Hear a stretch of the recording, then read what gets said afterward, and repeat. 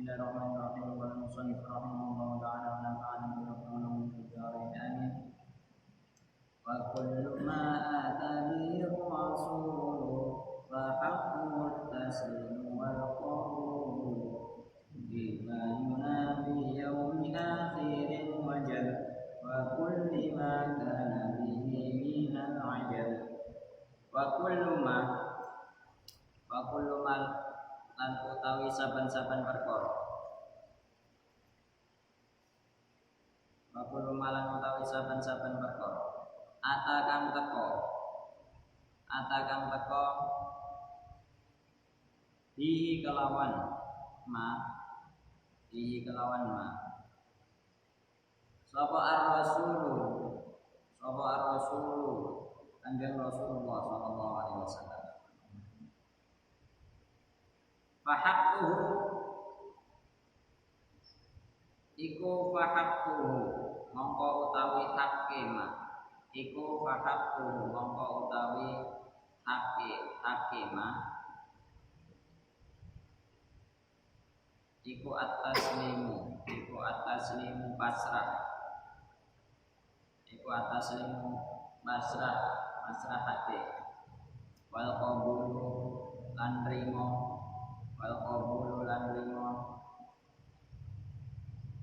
imanuna utawi iman kita biyaumi akhirin kelawan dino akhir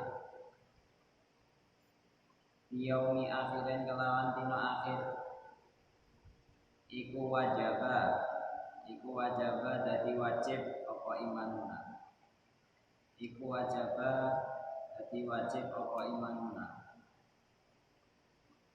wa kulli malan kelawan perkara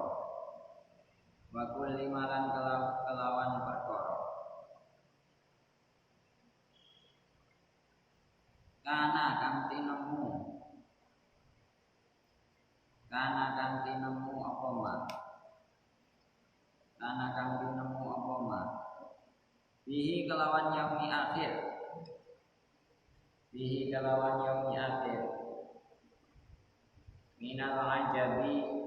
minal ajabi bayani minal ajabi nyatane saking keajaiban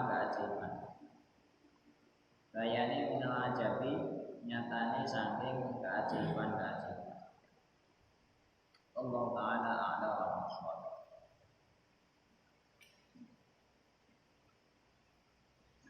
Di sini ada dua pembahasan yang akan dijelaskan lewat dua bait ini.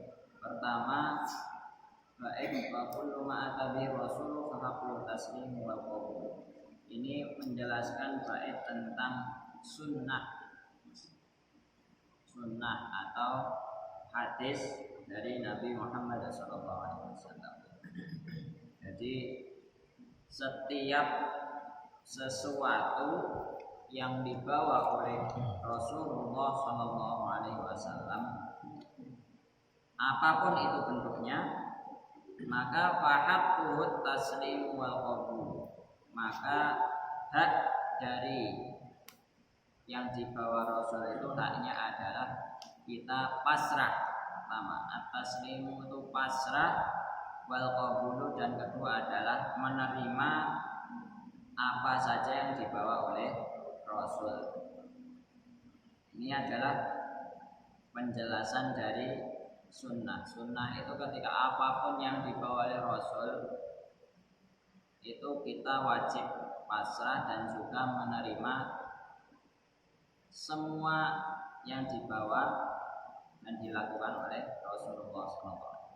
Saya jelaskan tentang hadis atau sunnah ya. Maksudnya di sini bukan hukum sunnah, tapi maksudnya adalah segala yang dikatakan dan dilakukan oleh Rasul.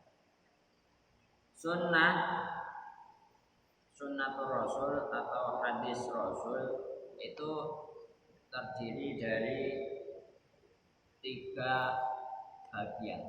Ada 3 unsur hadis. Pertama, segala sesuatu yang dikatakan oleh Rasul itu termasuk sunnah. Jadi pesan apapun yang dikatakan oleh Rasul itu termasuk sunnah atau kita sebut hadis. Semua perkataan Rasul itu adalah sunnah atau hadis.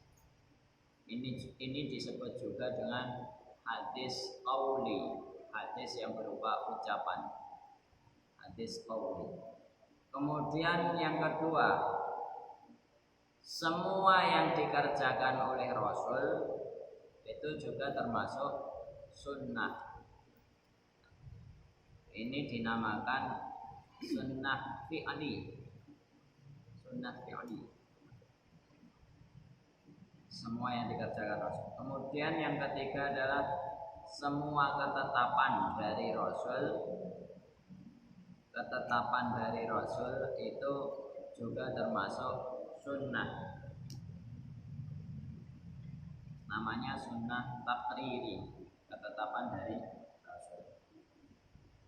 Contohnya apa? Sunnah qauli itu pertama seperti bunyal Islam ala khamsi. Islam itu dibangun atas 5 rukun, 5 prinsip pokok. Syahadat, sholat, kemudian zakat, puasa, haji. Itu termasuk sunnah qauli, ucapan. Kemudian ada sunnah fi'li, sunnah berupa tingkah laku atau tindak tanduk dan juga pekerjaan yang dikerjakan oleh Rasulullah SAW. Contohnya apa? Sholat. Caranya sholat itu tidak diucapkan oleh Rasul, tapi langsung dicontohkan. Kita kalau cuma mengandalkan Al-Quran, di Al-Quran nggak ada gimana caranya sholat. Pokoknya di Al-Quran itu adanya aqimus sholat, dirikanlah sholat. Nah, caranya biar kata Rasul, shallu kama ra'aitumuni usolli. Sholatlah seperti kamu melihatku sholat. Dan Rasul itu langsung mencontohkan tata caranya sholat. Tapi para sahabat kemudian melihat sholat Rasul itu tidak seragam. Kadang sahabat melihat sholat Rasul misalkan Allahu Akbar, pas berdiri kadang sedekap. Kadang sahabat melihat Rasul pas berdiri enggak sedekap. Nah itu khilaf, namanya khilafiyah, perbedaan yang tidak wajib.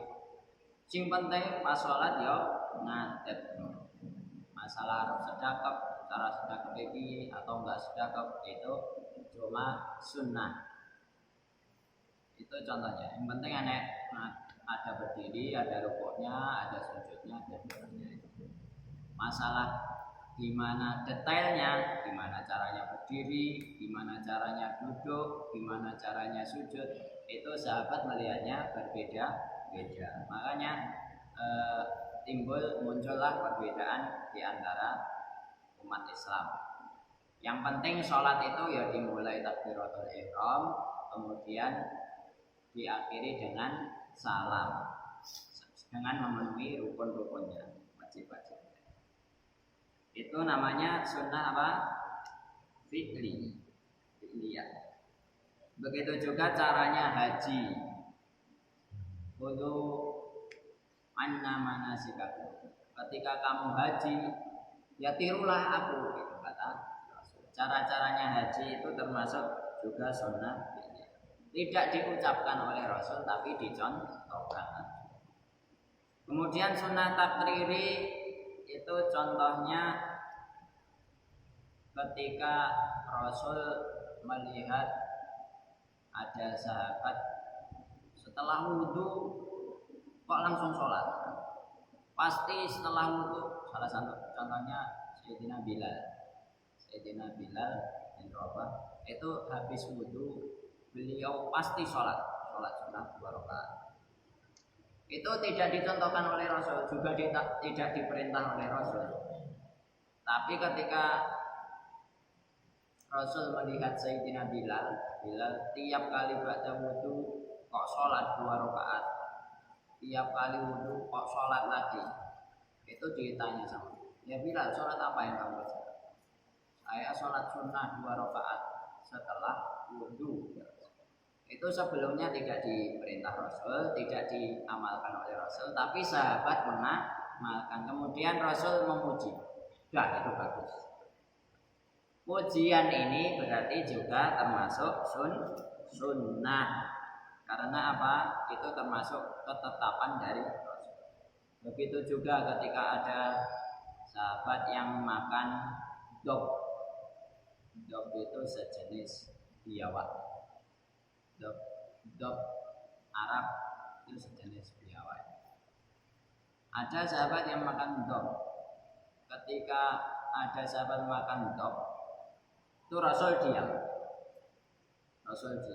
Oh berarti ini dog ini halal bagi umat Islam. Karena Rasul diam ketika melihat ada sahabat makan dog. Tapi Rasul nggak mau makan dog. Itu berarti ketetapan juga. Ketika Rasul diam melihat tingkah laku sahabat, itu berarti boleh. Tapi ketika Rasul melihat tingkah laku sahabat kok kemudian mengingatkan atau melarang atau marah, itu berarti nggak boleh. Itu namanya sunnah takriri, ketetapan dari Rasul. Dan itu semuanya wajib kita terima, wajib kita pasrah menerimanya, karena semua itu adalah ketentuan dari Rasul. Dan ketika Rasul berkata sesuatu itu, wa ma yantiqu 'anil hawa in huwa illa wahyun yuha. Rasul ketika berkata sesuatu itu pasti tidak berkata bersumber dari hawa nafsu, tapi Rasul berkata pasti wahyu dari Allah Subhanahu wa taala. Kalau di Quran ada wa ma atakumur rasulu fakhuduhu wa ma nahakum anhu fantahu. Apa yang dibawa oleh Rasul, apa yang dilakukan Rasul, maka ambillah. Tapi apa yang dilarang, maka tinggal. Karena sunnah Rasul itu adalah sumber hukum kedua setelah Al-Quran. Maka wajib kita pasrah, beriman, percaya, kemudian juga wajib menerima apa yang dibawa oleh Rasul. Kemudian imanuna biyaumi akhirin wajib wa kulli ma kana bihi minal. Kita juga wajib beriman kepada hari akhir. Itu hukumnya wajib karena termasuk rukun iman. Wajib beriman kepada hari akhir. Masalah kapan waktunya, Allah Ta'ala alam bishawab. Hanya Allah yang tahu. Yasalunaka 'anis sa'ah. Mereka bertanya kepadamu wahai Rasul tentang hari kiamat. Qul innama ilmuha 'inda rabbi. Sesungguhnya yang tahu hari kiamat itu hanya Tuhan, hanya Allah Subhanahu wa taala. Cuma kita dikasih tahu Rasul tanda, ada tanda-tanda yang tanda-tanda kecil, ada juga tanda-tanda yang besar. Tanda-tanda kecil itu salah satu contohnya sudah banyak orang yang mabuk-mabukan, sudah banyak orang yang zina seperti hal yang lumrah umum. Itu tanda-tanda kecil. Banyak orang mendirikan bangunan bertingkat-tingkat. Kemudian banyak orang bodoh yang jadi bos orang pinter. Itu termasuk tanda-tandanya. Tapi itu tanda-tanda kecil. Ada lagi tanda-tanda yang besar. Begitu dekat kiamat. Salah satu tandanya adalah matahari terbit dari barat. Itu tanda-tanda besar. Berarti itu sebentar. Kalau tanda-tanda kecil itu berarti masuk di akhir zaman. Tanda-tanda besar itu berarti itu sudah akan terjadi hari kiamat. Loh, gimana kita caranya mempercayai hari kiamat? Enggak ada yang tahu. Gampang. Cara mempercayai hari kiamat, bahwasanya hari kiamat itu benar-benar ada. Lihatlah orang yang mati. Kita hidup di dunia itu pasti mati. Contohnya sudah nyata. Dan mati itu adalah kiamat sugro, kiamat kecil. Mati kan pasti terjadi, tapi nggak ada orang yang tahu kapan terjadinya. Begitu juga kiamat, itu juga pasti terjadi, tapi tidak ada yang tahu kapan terjadi. Nah, salah satu awake dhewe pengen tahu hari kiamat, dia adalah orang yang mati. Karena sama, mati dengan kiamat itu sama, pasti terjadi dan tidak ada yang tahu kapan terjadi. Kemudian wakul lima kana bihi minal ajab. Selain percaya kepada hari kiamat, hari akhir, kita juga wajib percaya kepada hal-hal yang ajaib, yang gaib, yang berhubungan dengan hari kiamat. Nah, ini ada banyak. Pertama yang wajib kita percayai adalah hal yang berhubungan dengan hari kiamat. Yang paling dekat dengan kita adalah satu, alam barzakh. Alam barzakh kita wajib percaya meskipun saat ini belum tahu. Karena alam barzakh itu adalah alam setelah kita mati. Setelah kita mati, sebelum hari kiamat, kita itu singgah dulu di alam barzakh. Barzakh itu artinya pemisah antara kehidupan dunia dan kehidupan akhirat. Itu kita wajib terima. Kemudian yang kedua, ada pertanyaan di kubur.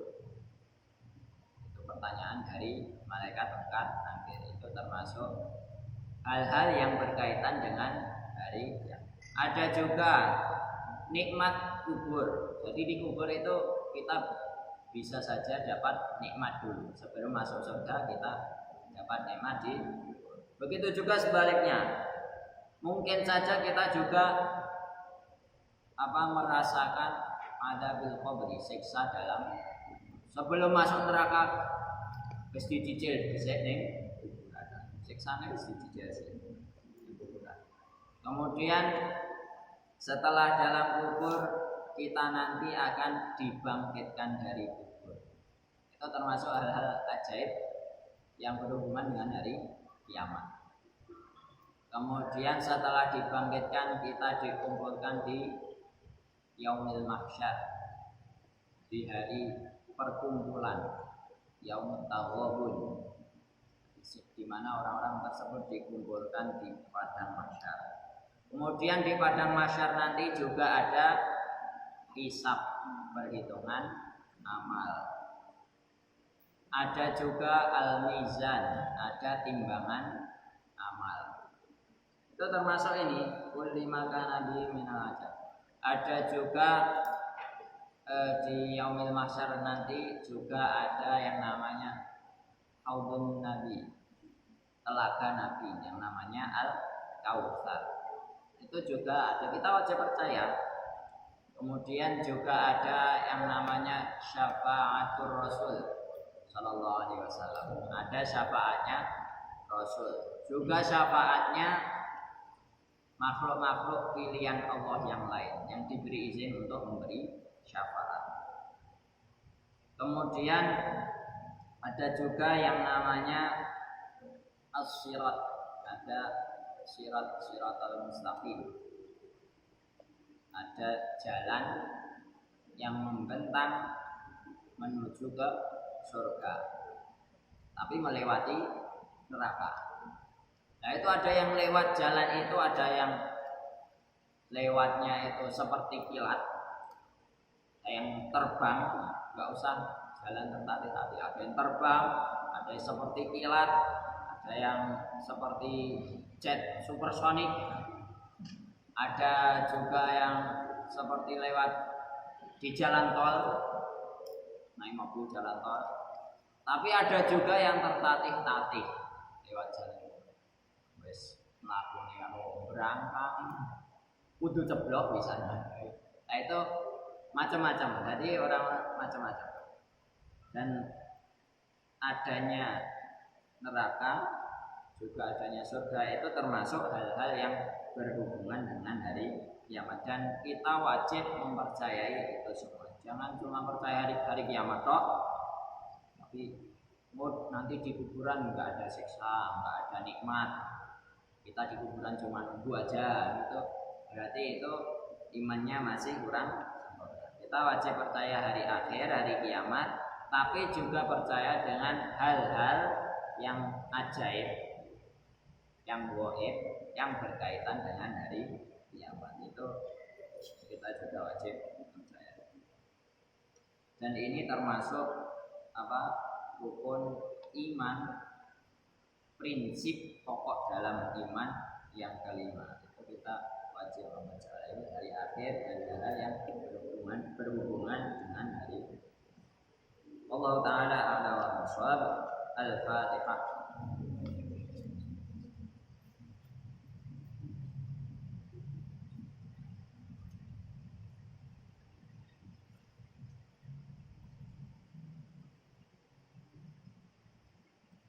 Dengan bacaan kafaratul majelis,